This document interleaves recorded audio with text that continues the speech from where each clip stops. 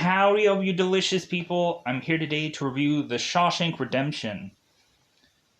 So, I've kind of always wanted to watch this movie and review it just because, reasonably, it's the only real prison movie that really sticks out as, always being something that, people will eventually go back to.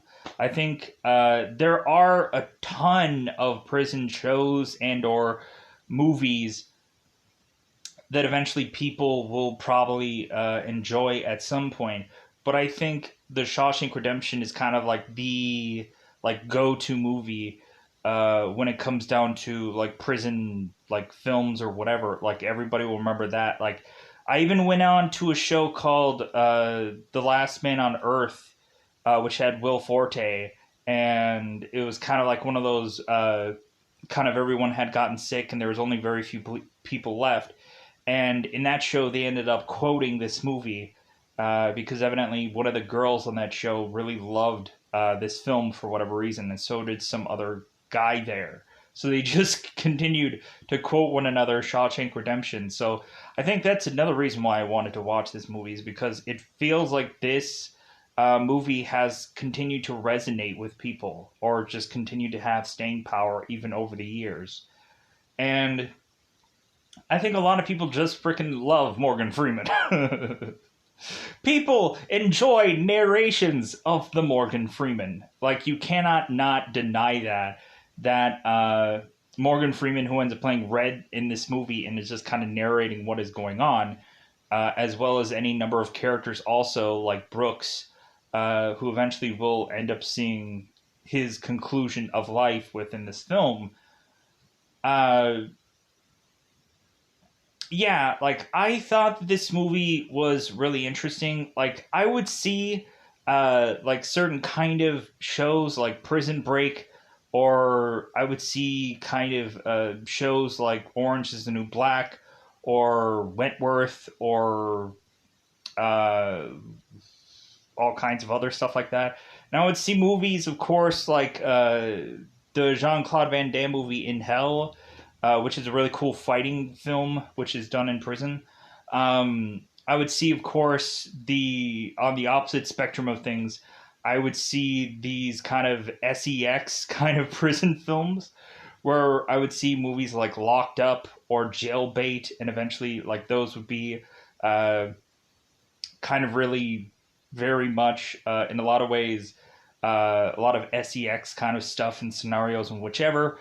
And eventually, the locked up scene, or there's a locked up scene where eventually it's like, oh my god, I guess the guards in a foreign a overseas prison can kind of get away with anything. Like, good god. To where I wouldn't recommend that movie to everyone, because eventually you just kind of see everything. So with that said, let's go and let's talk about the Shawshank Redemption, kind of teeing things up. So in the very beginning of this movie, uh, you start to see anybody who's to come in new is to always be called Fish. I'm like, okay, well, I've seen that in Prison Break, where of course any of the new people would eventually be called Fish. So that seems to be kind of okay, well, this is a movie that has kind of stood the test of time, because most of the kind of prison stuff is still there, and so on and so forth. So,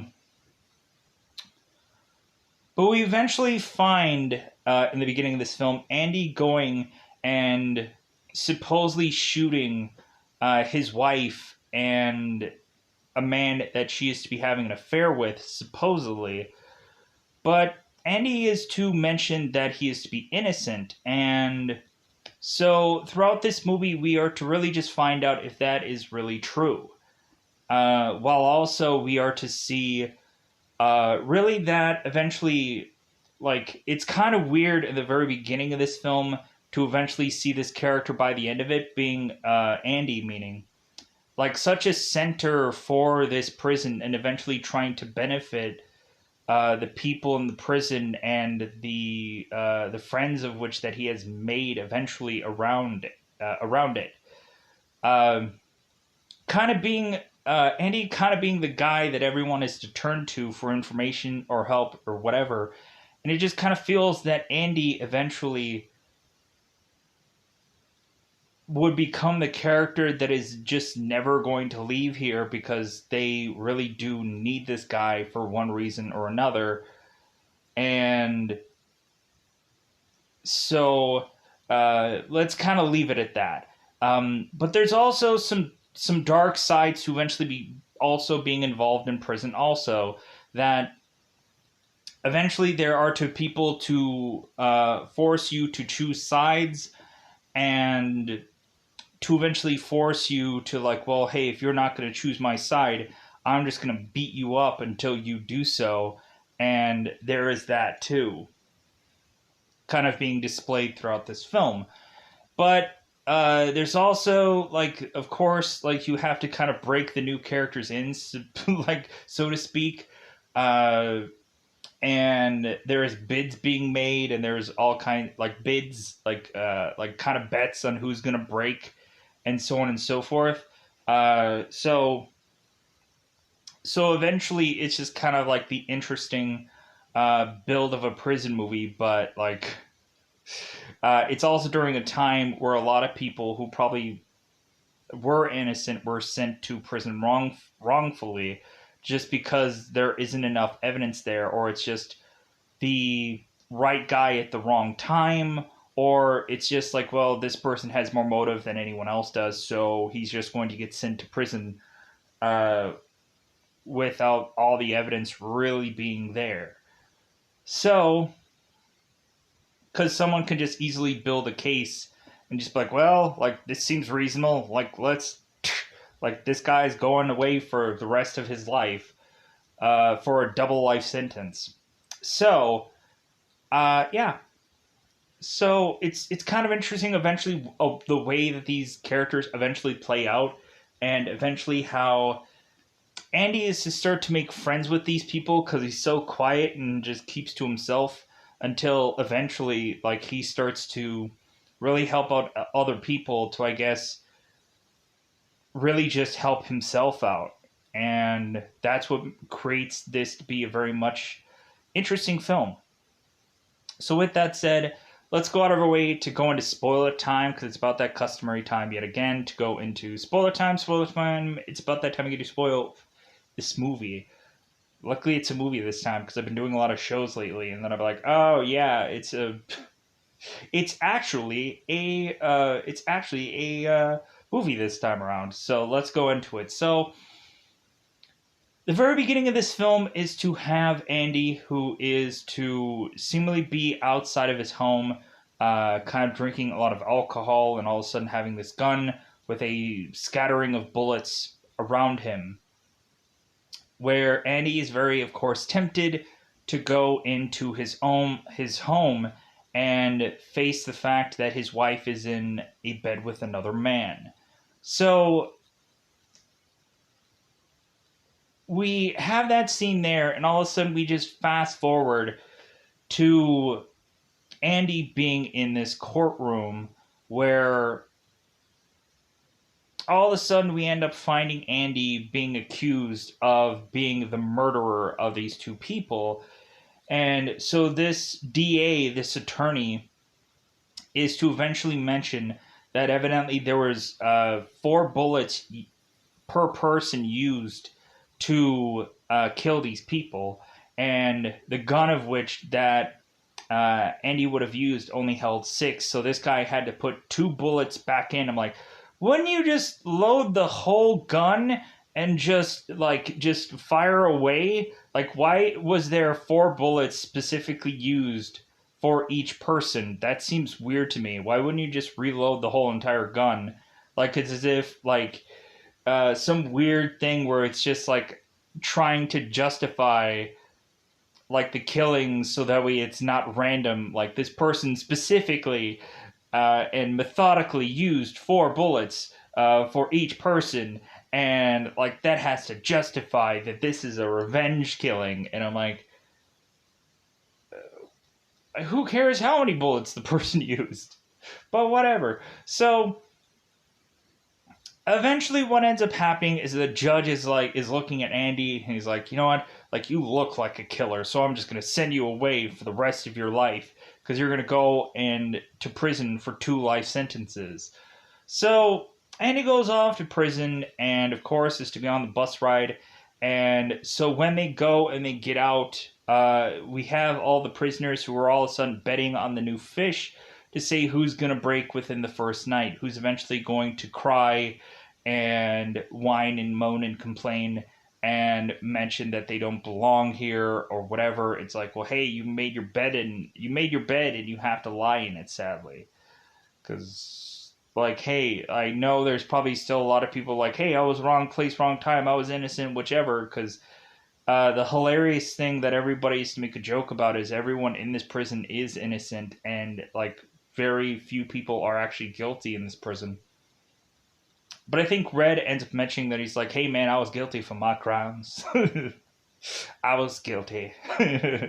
I did it. Morgan Freeman.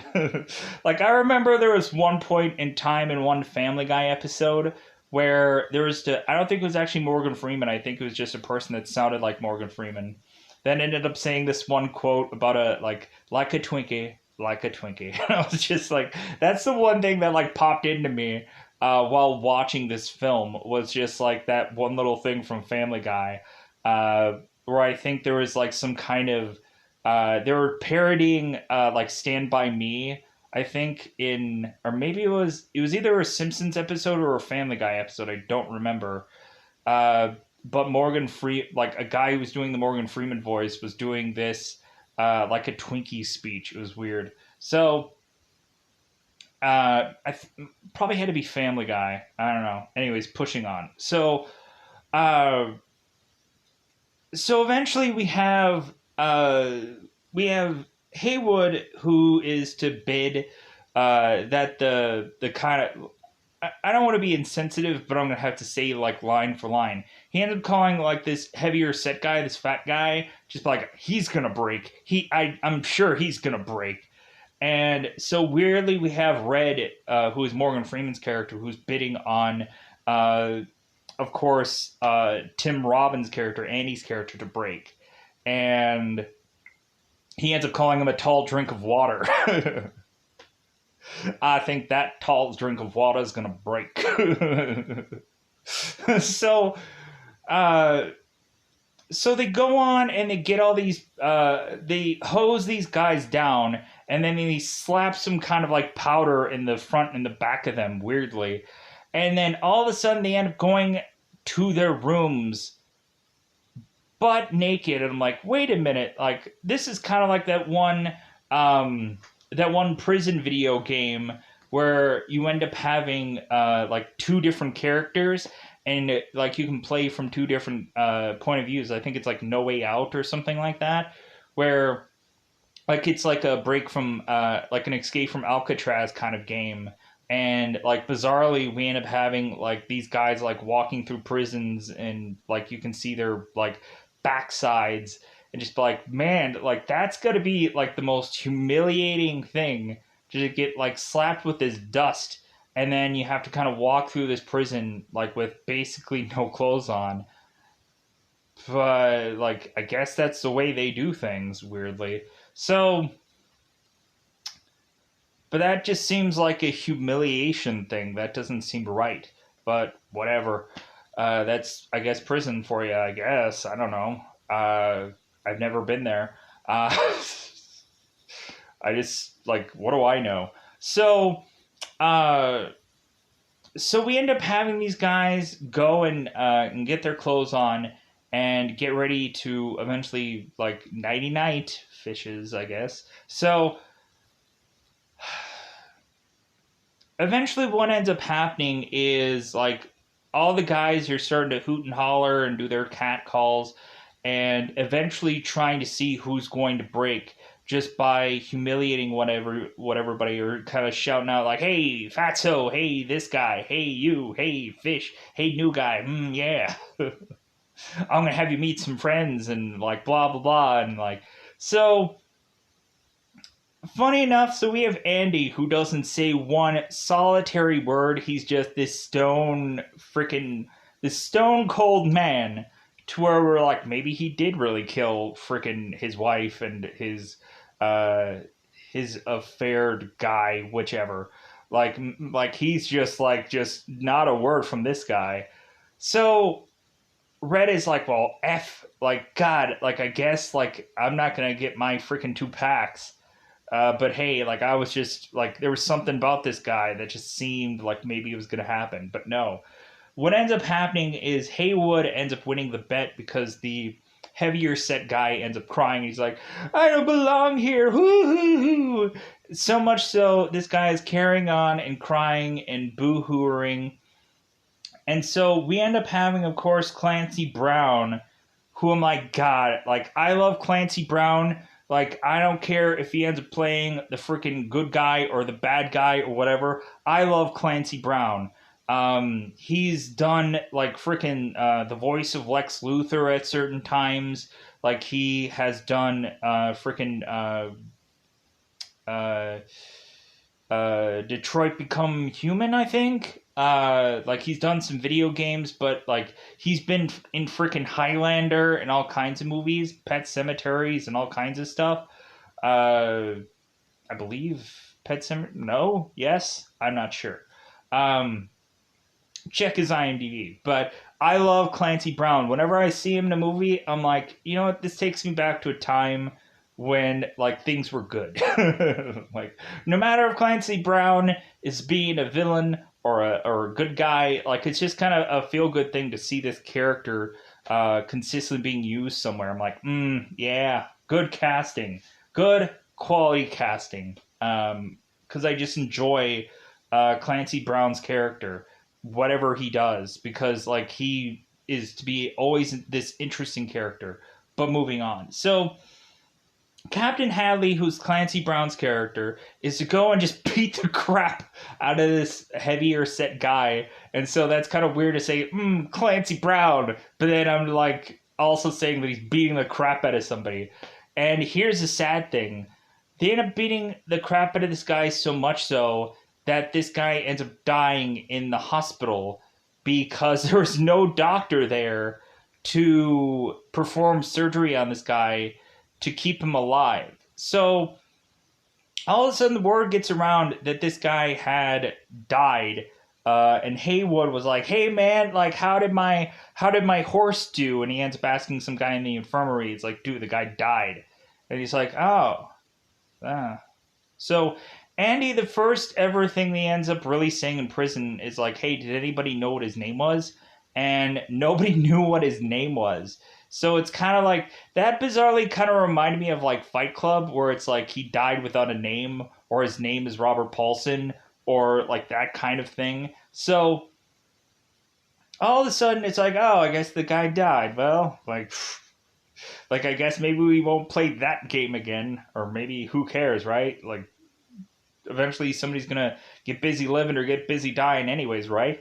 So, and it's kind of interesting how, like, I think Andy has that line, I think, first, and then eventually Red has that line afterwards. So eventually what ends up happening is we end up having Andy, who is to just kind of see Red kind of playing in the yard, like throwing the ball around. And so Andy is to ask for this rock hammer. And so Red is like, rock hammer? Like, what does it look like? Like, what is it? Because Red is like, you know what, that could be used for a weapon, and you don't know me if you ever used that as a weapon, because eventually there's going to be seemingly, like, right out of the gate, we end up having a guy named Boggs Diamond, who's eventually having his own cluster of men that are all looking at Andy like, like, he's playing hard to get, like, I want to eventually like get that guy because of how tall he is on my side. And so Andy is to consistently try to thwart away from joining these men. And so Boggs is to eventually want Andy eventually to suck his dang a lang, if you know what I'm saying. Because really just to prove his loyalty, because this guy uh, continues try to eventually dodge these guys, and we get to the point where Boggs is to eventually just beat the crap out of him like half to death, or just force himself on him, or any number of scenarios, just because like he wants like, dude, I'm going to control you and make you forcibly finally decide to be on my side and be a guy that I can control, but Andy just won't do it. So, uh, so Andy is to talk with Red about getting this rock hammer, and see. So he's like, okay, I'll do it, because Andy likes going and just kind of chiseling away or kind of doing goofy things with these rocks. And so, like, evidently he did that before, and he wants to just do that now. So eventually Red ends up getting Andy this rock hammer, and so he ends up kind of putting it in his Bible. He ends up kind of tearing away parts of the Bible to eventually get this rock hammer to fit in this book. So eventually what ends up happening is that, like, Andy at first is to really just want to kind of chisel out chess pieces, and so he's like, man, I need to find like perfect rocks to eventually just create chess pieces, so that way we can all just play chess, because eventually they play checkers, but Andy's like, you know what, I really want to play chess, but it's like, dude, we're never going to get the pieces in here. And so Andy's like, well, I could probably chisel some pieces together. So eventually what ends up happening, there's a lot of stuff to talk about in this movie, so it's going to take a while. So there's to be this one point where there's to be this project where these guys are to retar the roof of this prison, and so all of a sudden we end up having uh, Hadley, who's to mention that there was a family member of his that ended up winning like some $1 million kind of lucky kind of thing, that some oil had struck uh, with this guy's place that he is to be at. So it seems that this guy was to not get the payout of $1 million, that he was only to get 3,500 or something like that. And so eventually Andy's hearing this commotion, and he's just so ticked off that he's like, dude, even if I buy like some kind of fancy ride or something like that, like, I'm going to put way too much money into it, and it's going to be like a waste of this money. Like, I'm not going to be able to buy like and kind of keep this money. Like, anyway, like the government is just going to take this away from me. And so Andy kind of chimes in, and he's like, hey, like, I don't know if it was like 35,000 or it was like 3,500. I don't remember the exact number, but it was a fairly large number. So that had 3 and 5 mixture into it and zeros. So, anyways, pushing on. So, eventually, Andy is to mention, like, well, hey, like, here's what you can do, so that way it's a tax kind of thing where they can't come after that money. And so Hadley's like, okay, like, speak up, boy, because evidently Andy was to be this banker. So he's like, if you give all of this money as a gift to your spouse, as long as you can trust your spouse, like, you can just like keep this money, and not 1 cent of it will be taken away from you via the government. And so Hadley's like, huh, like, okay, like, so and so Andy is like, well, hey, I'll go and put together all the forms to like help you out. Like, all I ask in return is that you go, and everyone that's kind of working on this rooftop right now, you go and get them like a case of beer, and we'll call it square. Because Andy's willing to do all of this all for free. And so Hallie's like, wow, okay, like, this sounds like a reasonable thing. And Andy's like, hey, you can also go and double check this and like back check this if you want. So that way, like, this seems like the right thing to do. So eventually they get the forms together. Eventually, everything ends up getting squared away, and so then Hadley gets all these guys all beer, and we just see Andy just kind of like off to the side, just kind of just sitting in the shade, and like all of these people are all like drinking beers and feeling good about themselves. We end up having Red, who's like, man, I just feel like I'm back, like I'm just kind of back and I'm a free man again. Like just drinking this beer just makes me feel like free again. So all of a sudden we have Haywood, who ends up offering Andy a beer, and he's like, no, I don't drink anymore, because like I guess him drinking led him to eventually being here. So it's just like, no, like I just like he just wanted it all for these people to eventually, one, be in the good graces of the guards, but also to be in the good graces of all these guys. So eventually, uh, Andy would eventually just become friends with all these guys because he did that good thing for them. And it seems that consistently we end up having Andy's character that consistently tries to do a good thing for not only himself, but like other people that have probably never heard of certain things before, or just like he seems to really help these guys out, and eventually they really just love him for that, for whatever reason. So, pushing on. So, but it also just makes Andy feel good. So eventually, what ends up happening is all of a sudden there seems to be guards that come to Andy and are to start asking him for like kind of baking advice or something like that. Uh, and all of a sudden, Andy is to transition to work as a assistant for the librarian, who is Brooks. And so Andy goes to Brooks and he's like, I'm sorry, in all the time that you've probably been here, have you ever had an assistant before? And Brooks is like, no. Like, it seems kind of weird to me that you're even here. And so Andy's like, yeah, that does seem kind of weird. So let me pause here for just a second. I want to try to get something accomplished. My apologies. You have to do certain things. I had to go and do like laundry. I kind of heard that there's no so laundry, common day to day stuff. While I'm also just recording, weirdly enough. Anyways, so pushing on.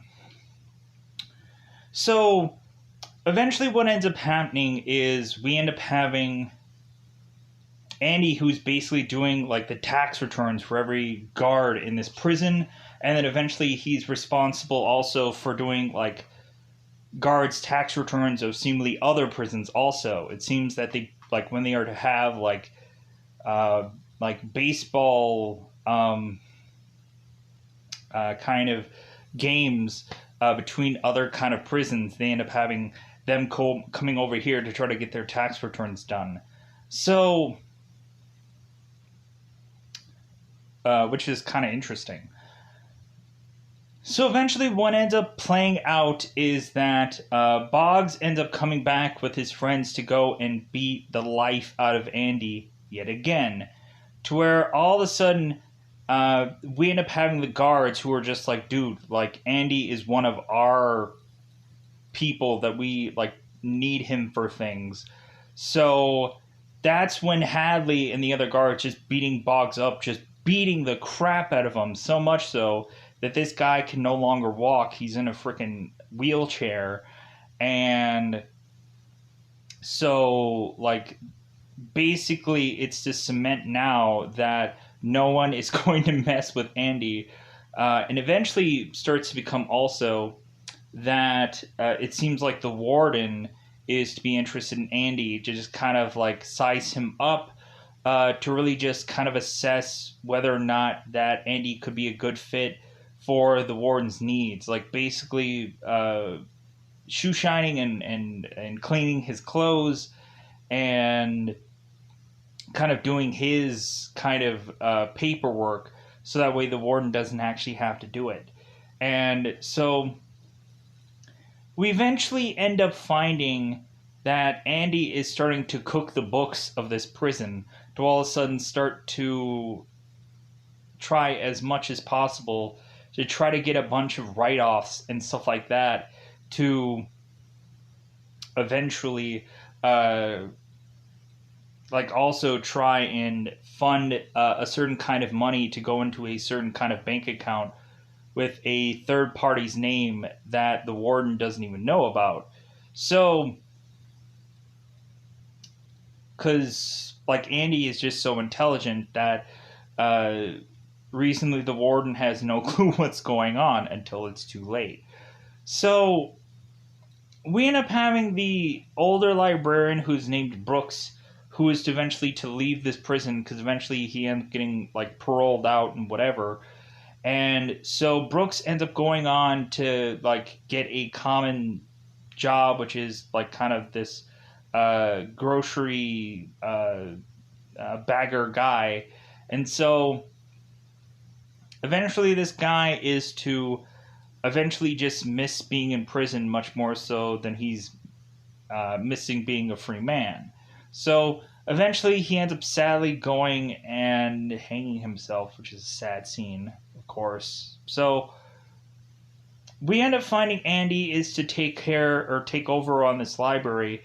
And so eventually Andy is to just start to realize, like, well, hey, like, since I'm basically like the librarian now, we end up having them going and creating a memorial sign for Brooks and to say that basically, like, this is his library. And so I'm like, okay, that's kind of nice. Like, that's a nice thing to do. To not really say that it's Andy's because, like, dude, I'm not going to take credit for this. So eventually, we end up having Andy who is to go on and say it's like, well, hey, like, I want more books in this library and I want like there to be some kind of funding for this library also. And so the warden's just like, well, hey, like, we don't have money for that kind of thing. Like, nobody cares about the quality of life of prisoners in prison. Like, if anything, all they care about is kind of the simple things, like more guards, more walls, more whatever. Like, they don't care about like the quality of life of a prisoner in prison. Like, hence when you see on the first day out, you end up seeing like maggots being put in like some part of Andy's food, and it's like, wow, that's great. But hey, like, freaking like, be appreciative of whatever food you can get in prison because whatever. Anyways, so Andy eventually is to uh, Andy is to eventually go and write these letters, and so the warden is to always mail them out, and to eventually get funding for this library. So, because Andy is to send this letter every single week for 6 years to eventually get this funding, to just tell him to just like, okay, you need to stop doing this, stop sending us letters.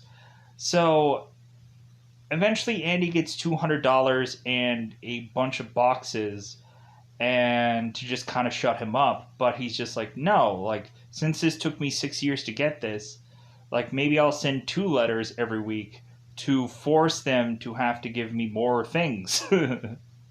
So eventually then they to just consistently shut Andy up, they eventually give him a bigger budget for this library and give him even more books, and eventually Andy just kind of figures out a way to like figure out the best way to get more books out of this whole thing.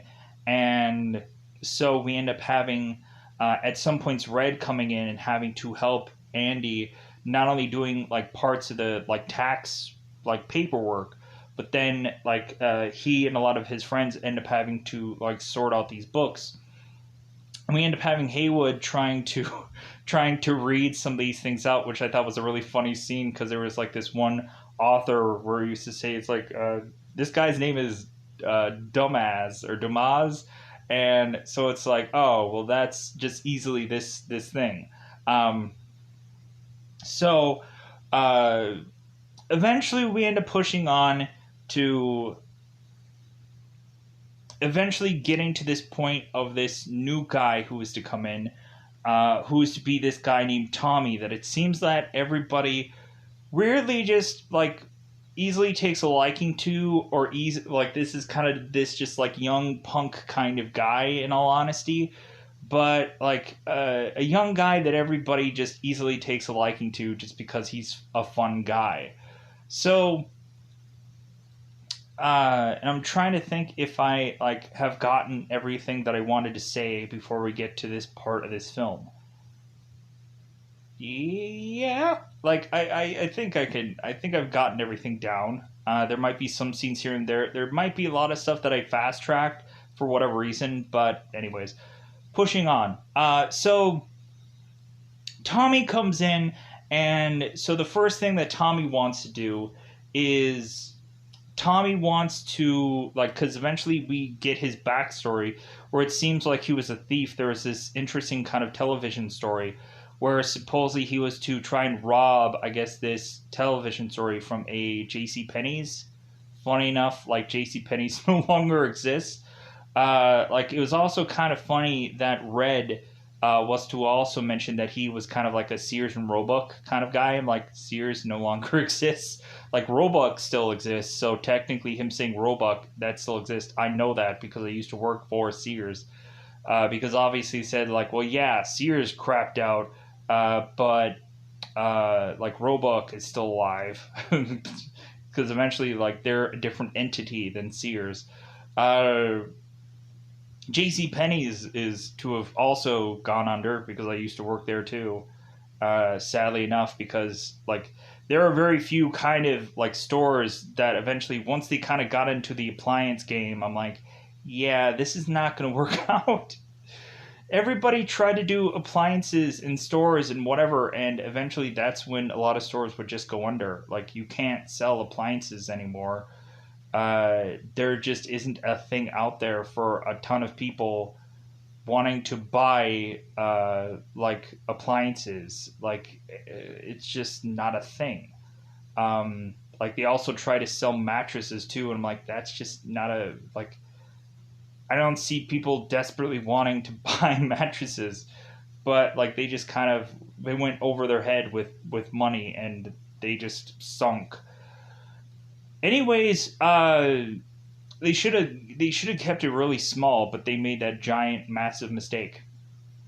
Anyways, pushing on. So, uh, eventually we have Tommy, and the reason why I say J.C. Penney's is because evidently he had done a theft thing from J.C. Penney's. So, Tommy was to Tommy was to have gone and supposedly tried to steal this TV, but there was to be some cop there to try and arrest Tommy and say like, "Hey guy, put your hands up." And so Tommy's like, "Well, if I do, then I'm going to drop this TV, and you're going to get me on another charge. Also, you're going to get me with uh, like damaging this TV." So like everybody kind of laughed at that joke. So evidently it seems like this guy has consistently been doing kind of stints here and there, but we end up also finding out that this guy has outside of this prison he has a wife and a kid on the way, or just a kid. I don't know which. It probably is a kid that's already anyways pushing on. So Tommy eventually wants to go to Andy and wants to eventually try to get his GED or his just high school like diploma like thing. And so Andy's like, "Okay, great. Like this gives me something to do. This gives me something to just eat up time to eventually try and teach this guy how to eventually uh, learn to read and write and whatever, because evidently he is to mention, he's like, well, hey, like I don't read too good. And he's like, you don't read too well. And he's like, yeah, whatever." It's like, so eventually Andy is to go along and teach this kid how to read and write and how to do nouns and stuff like that. So eventually we have Andy, who is to have this Tommy kid eventually go and take this test. And so eventually this guy is to take this test, and he ends up getting frustrated because he's like, "Dude, I don't think I got a thing right on this test. Like I think that this is too hard, too difficult, too whatever." And so the guy ends up getting frustrated and tossing all this tests and all this stuff right in the trash. But Andy ends up sending it out anyways.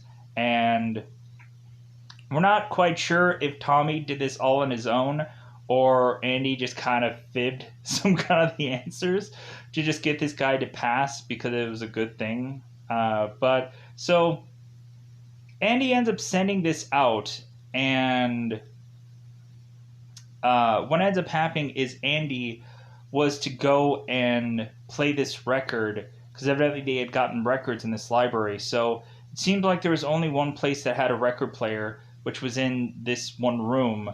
And so he ended up playing this record player over the loudspeaker so every prisoner could hear some kind of music that Red ended up saying, like, I don't know what those two women were yelling about, but like it sounded beautiful, and it's like it just sounded like heaven, or it just sound like, and that's why Andy like did it because he wanted to hear something beautiful, but he also wanted a lot of the other guys to just really like him for eventually putting out some kind of music that could make him feel good. But then we have Haywood, who's like, "What? You couldn't have gotten any like any kind of like other kind of music, any kind of like country or something like that?"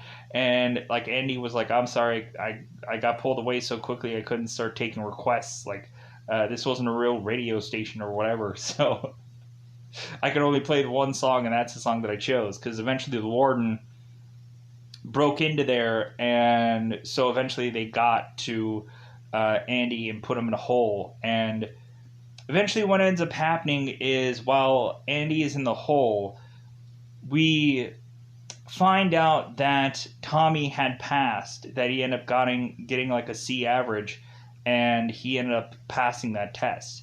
So Andy ended up feeling good about like doing that thing, and like the guards wanted to tell him about that so that way he could feel good still about him like having a goal for him being in this hole for a while.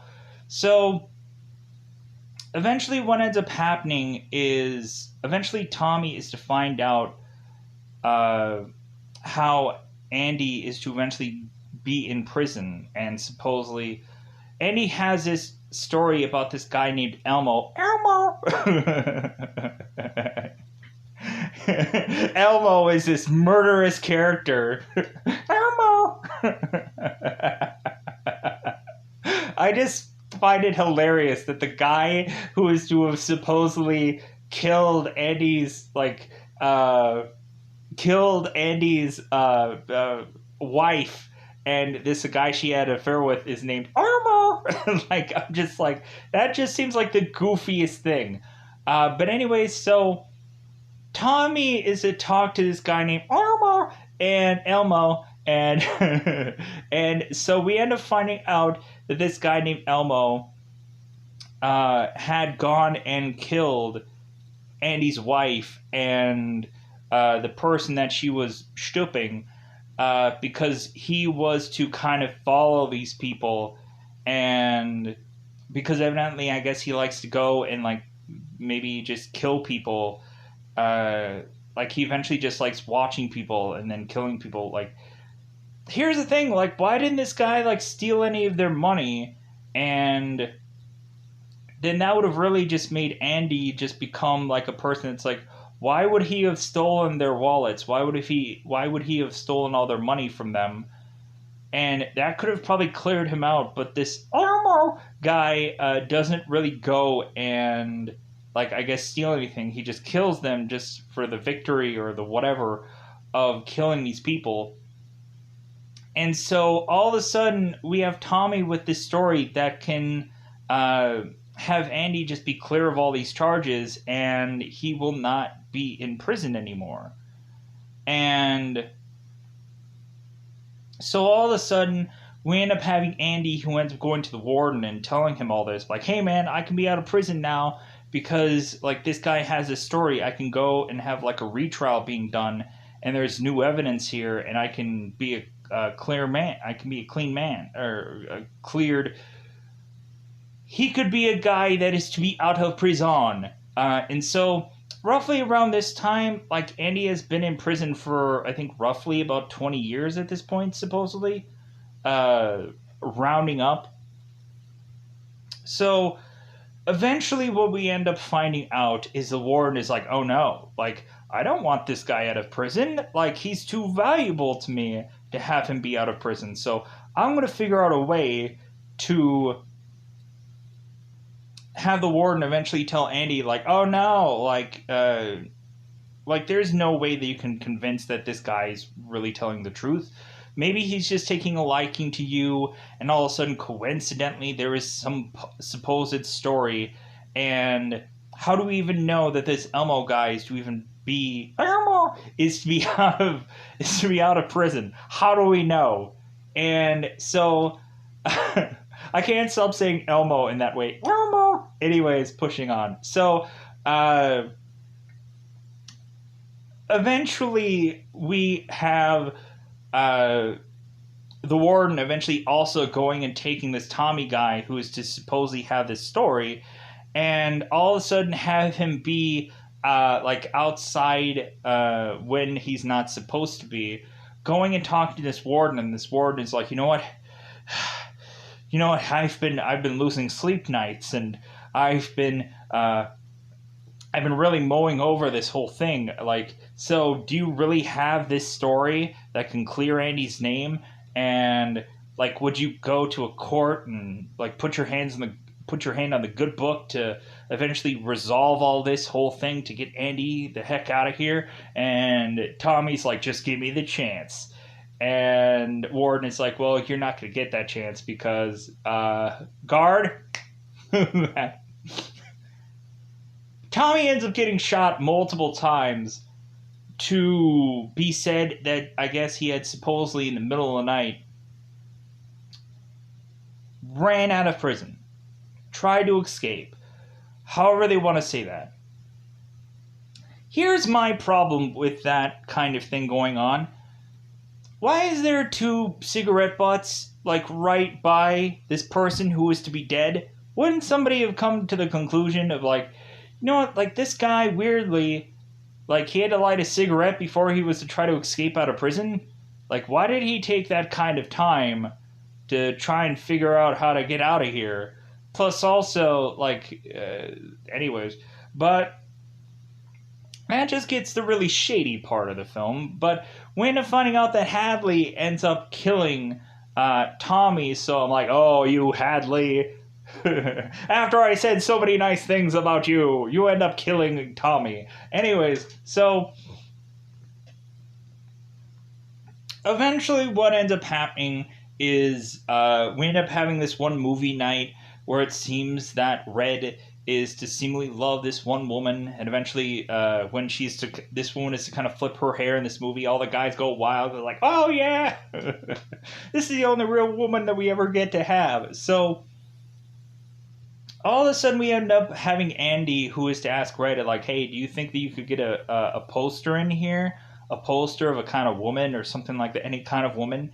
And so eventually throughout the years, all of a sudden the poster ends up getting more and more different. We end up having one year where all of a sudden it's like Marilyn Monroe, and then the next year it's like some other kind of woman that is to be in like this Tarzan outfit, and so on and so forth. So eventually what ends up happening is there is to be one day where Andy is to be going and doing all the books and all the kinds of stuff for the warden. And so eventually there is to be the one day where the warden is to give Andy his shoes to shine and some clothes. That's not the right word. Clothes to press and whichever. And so the warden is to come in the next day to open his shoebox, which I'm like, why would the guy still have a shoebox? But I guess like that's just kind of a very interesting guy. So all of a sudden we end up finding out that the warden's shoes, his extra pair of shoes, are bizarrely gone. And they're to be replaced with Andy's shoes. Because we end up finding out that Andy had spent a plethora of years going on and coming up with a escape plan that is to burrow his way using his little rock hammer to make it to another side of this wall. Because I guess luckily he was at some corner of some wall or whatever, to eventually get him to uh, go into this next part of this prison, where all of a sudden they had this like septic tank uh, like thing, where eventually Andy could use the lightning and have this rock and just be like ting, ting, ting, and end up busting up or busting open this crap pipe, crap, not crack, crap pipe, the pipe, um, where then Andy will have to sneak into or kind of sliver his way into this pipe to now have to crawl seemingly through a football field sized river of to eventually make it out to this water main, where he is to eventually be able to make it onto this water and have this little plastic bag with him that he tied to his foot, that is to eventually have certain things that he had to have gotten from prison,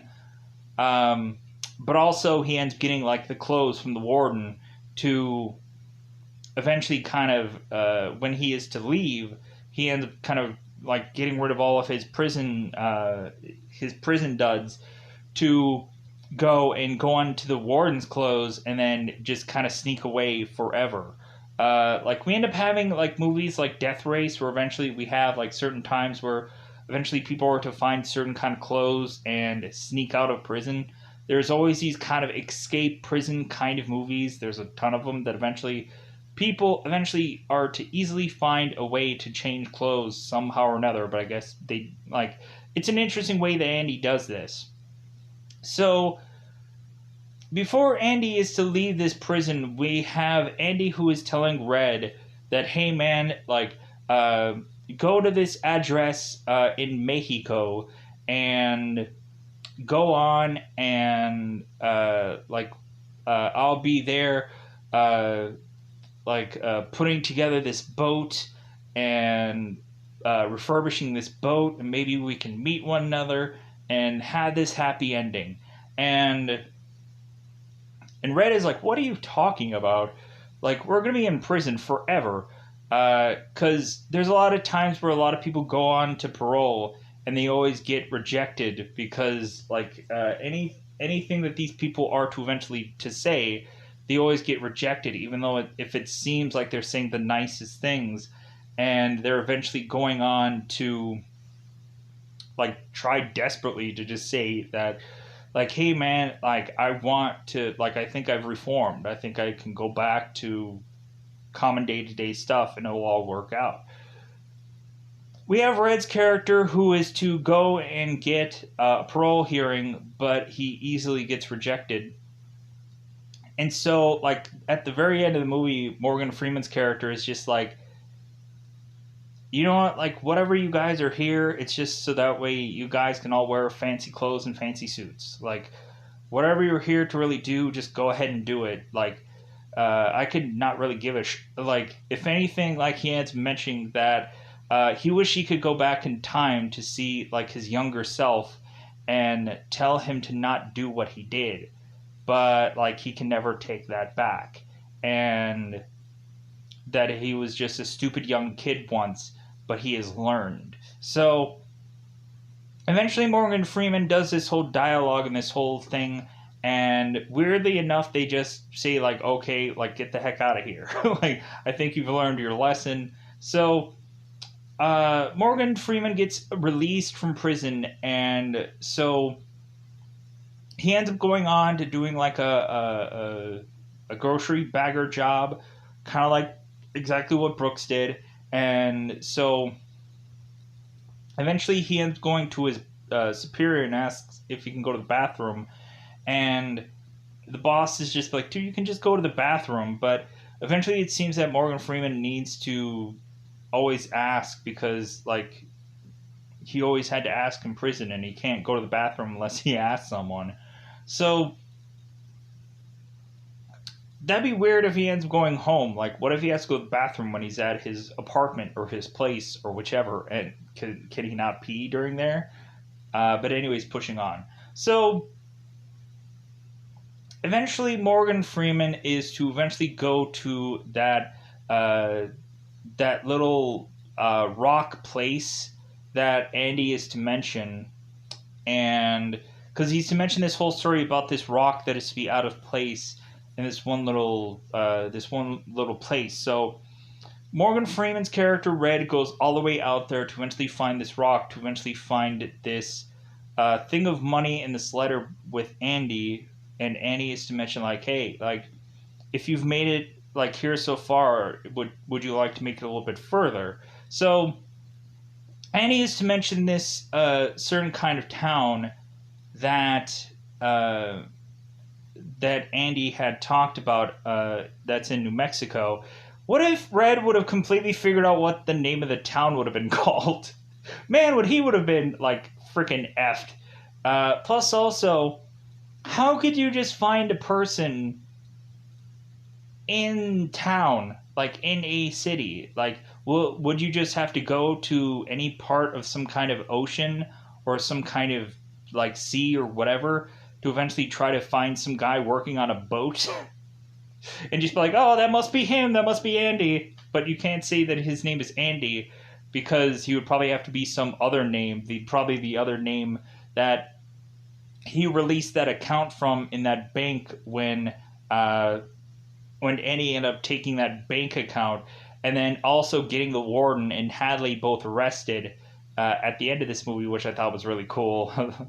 They end up breaking into the prison to arrest the warden and Hadley, and the warden ends up going and shooting himself in the face and killing himself off, and Hadley ends up just getting easily arrested. So yeah, what ends up happening is Red coincidentally ends up finding Andy's character kind of just in the middle of this like ocean or this middle of this beach or whatever, kind of working on this kind of like very kind of just put together boat, kind of just shoved together kind of boat. And so both of them end up reuniting and hugging one another, and that's how the movie just ends. So with that said, I hope that I've covered everything, but there's also a lot to be discussed within this film. There's probably a lot of rushing that I did also to just kind of like, okay, I'm not going to go through every single stitch of detail. But yeah. I think I covered everything. Andy does eventually get like every single chess piece together. When eventually the guys were to eventually find Andy a bunch of rocks, I guess that's the only thing left to cover. Haywood eventually is to like find this one rock, and they're like, dude, that's not a rock. He's like, ah, crap. So eventually they end up finding him like a ton of rocks to just like have him do this whole chiseling thing forever. But then eventually I think at some point when Andy is getting his like place just tossed around, it seems they end up asking him about like this kind of like rock paper that he used to have. It's like, well, yeah, that's to kind of shape my rocks. So yeah, I think that's all that I wanted to mention. I think that's it. So had fun with this film. There's probably some stuff that I didn't go much more in depth about, but I didn't want to take that kind of time. But speaking of time, I think it's about time for me to get out of here. Goodbye, everybody. Bye, everybody.